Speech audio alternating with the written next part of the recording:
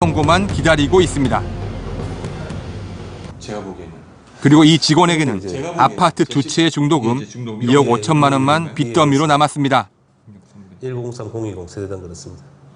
하청업체에 근무하고 있다는 이유 하나만으로, 근무했었다는 이유 하나만으로 그들이 분양계약을 받았던 것에 대해서 그들의 분양계약이 전부 다 불법적인 것이 되는 거고 선의가 아닌 것이 되고 비정상적인 것이 되는 바람에 거기 근무했다는 이유 하나만으로 이건 너무나 억울하다 이거죠. 강 PD, 건설사와 협력업체는 상식적으로 갑과 을의 관계 아닙니까? 네, 그렇습니다. 건설사들로부터 일을 받아야 하는 협력업체는 사실상 건설사 요구를 거절하기 어렵습니다. 이를 악용해서 협력업체에게 미분양 물량을 떠넘기는 일은 이미 오래된 관행이라고 합니다. 이런 상황에서 협력업체 직원들에게만 책임을 묻는 것은 약자에게 피해를 떠넘기는 것이 아닌가 그런 생각이 듭니다. 대한주택보증과 협력업체 계약자들 사이에 주장이 서로 다르던데 개별 조사 한 번도 없었습니까? 네, 협력업체 분양 계약자들에게 따르면은 서류 제출 시간 외에 심층적인 개별 조사는 없었다고 그렇게 주장을 하고 있습니다. 환급을 거절당한 자세한 이유도 이후에 개별적으로 소송을 진행하면서 알게 됐다고 합니다. 소송 중에 드러난 사실은 또 하나 있습니다. 처음 대한주택보증이 분양보증심사를 할 때부터 문제가 있었다는 것입니다. 전매로 분양권을 샀던 권 씨. 그는 취재진에게 서류 하나를 보여줬습니다. 이게 대동이 대한주택보증에 우리가 경산사업장에 대해서 허가를 해 주십시오라고 이 서류를 올립니다. 이 뒤에 보면 분명히 협력업체 임직원에서 450세대를 할당해서 분양을 하겠다고 각 계획서를 올립니다.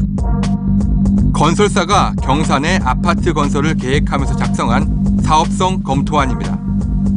그런데 여기에 이미 임직원과 협력업체에게 450세대를 분양할 계획이라고 나와 있습니다. 이 분양 계획을 대한주택보증이 승인한 것입니다. 이 경우는 분양식이 별로 안 좋은데 다 대들느냐라고 자기들이 반문하고 추가 이 심사 자료를 어떻게 분양을 할 건지를 자기들 요구를 해가지고 만일에 분양이 일반 분양이 초기 분양이 많이 안 되면 지금에는 협력업체분들이 분양을 많이 받을 것이라 저희들 동의를 해가지고 해서 공기업이라는 데서 말도 아니고 서류로까지 인정을 해준 거를 아니다라고 뒤집은다라는 게 그게 공기업으로서 해야 될 자세입니까 그게? 그건 의무가 아니죠 공기업이. 협력업체 분양을 승인해준 이유를 물었습니다.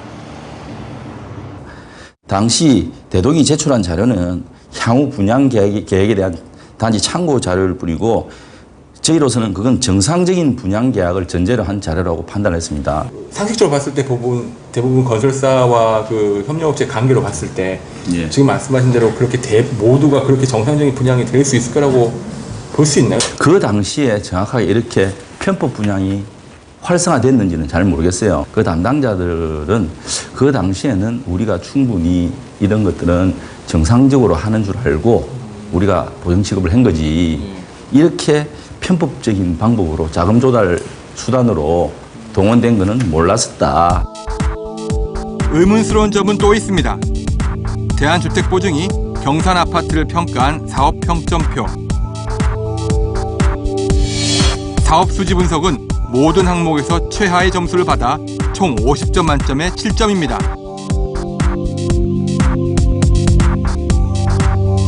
총점 역시 100점 만점에 46점으로 매우 낮습니다. 이 실적 전망이라든지 이런 것들에 대해서 굉장히 부정적으로 평가하고 있음에도 불구하고 어쨌든 사업 승인을 해주지 않습니까? 그렇게 해서 다수의 지금 이제 이 피해자들이 사실상 생겨난 거이거든요. 그러면 여기에 대해서 당연히 공기업으로서 일정한 책임을 면할 수는 없다고 봅니다. 협력업체 분양이 이 점수로도 사업 승인이 가능한 것인지 물었습니다. 현재 우리 대한민국 분양 시장 100점 만점에 46점이라도 진행을 할 수 있는 거죠? 심사평가에서 할 수 있었으니까 했을 것 같은데. 여기 사업수지 분석 7점인데 뭐 그것도 관계가 없나요?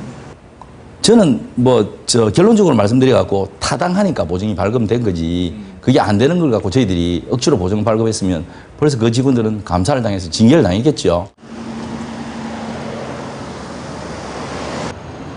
지난 8일 아파트 4채를 계약했던 최찬호 씨를 법원에서 다시 만났습니다.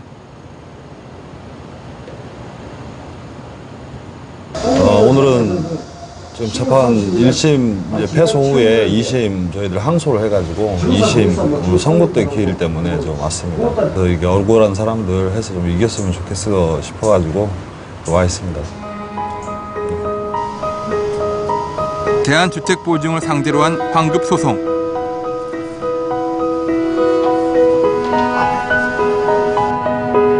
벌써 3년째입니다.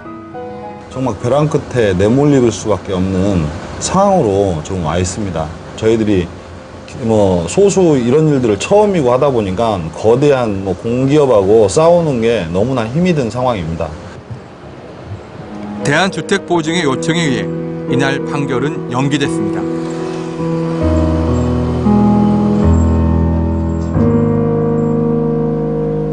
분양률이 한 80% 이상 됐습니다. 협력업체 계약자들은 대한주택보증이 소송으로만 대응하려 한다고 말합니다. 법원에 가서 그걸 밝혀오너라 이러더라고. 그래서 우리는 간단하게 그거 밝히는 거는 별 문제가 안 된다 해서 개인 변호사를 사서 소송을 진행하게 됐던 거죠. 자기가 하기에 조금 애매하다 싶으면 법원으로 보내버립니다. 법원으로 보내놓고는 법무법인들을 보고 소송을 하라고 시킵니다. 그러면 법무법인이 이기겠습니까? 그 개인이 이기겠습니까? 이런 진짜 이 공기업으로서 말도 안 되는 짓이거든요. 2009년 이후 대한주택보증의 소송 건수는 900건이 넘습니다. 소송에 들어간 비용만 40억 원이 넘습니다. 이 중 약 240건이 분양 보증에 관한 것입니다.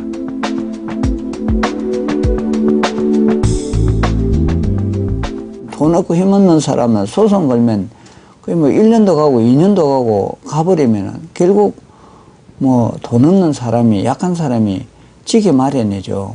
그래서 그런 것들을 악용해 가지고 지금 모든 부분에 대해서 소송으로 다 대응을 하고 있고 심지어 남발이라는 이야기까지 나온다는 것이죠.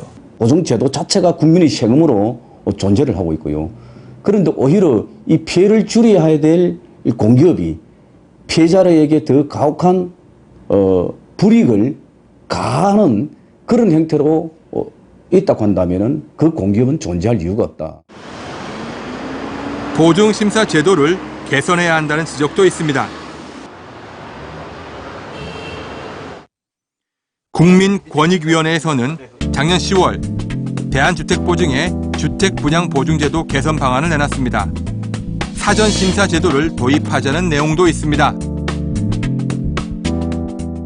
계약금을 갖다 계약을 하는 시기 때 검증을 한번 해보고 주거금 납입 때도 검증을 해보고 그렇게 해서 미리 아니다 맞다를 갖다가 보증이익을 할 수 있다 없다를 갖다가 미리 알려줘라.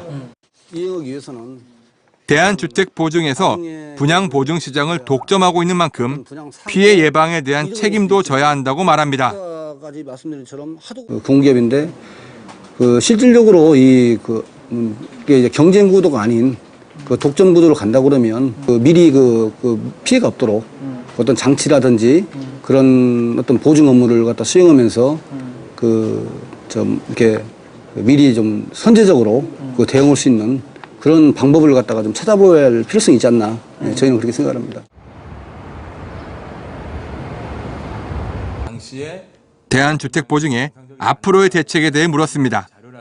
지금은 이미 소송이 진행 중이지 않습니까? 소송이 진행 중인 사건에 대해서 우리가 그 소송을 중간에 스톱을 시킨다든지 한다는 거는 직원들로서도 할 의무를 다하지 않았기 때문에 그럴 수가 없는 상황이죠, 이제는. 마지막으로 유감의 뜻도 밝혔습니다. 그분들은 우리 회사에서도 나름대로 기준을 갖고 일을 하다 보니까 원하든 원치 않든 그렇게 피해자들이 양산됐고 그 양산시킨 점에 대해서는 저희들도 사실 많은 죄송함을 느끼고 있습니다. 장 PD, 협력업체 분양 계약자들 어떤 점을 가장 억울해하고 있습니까?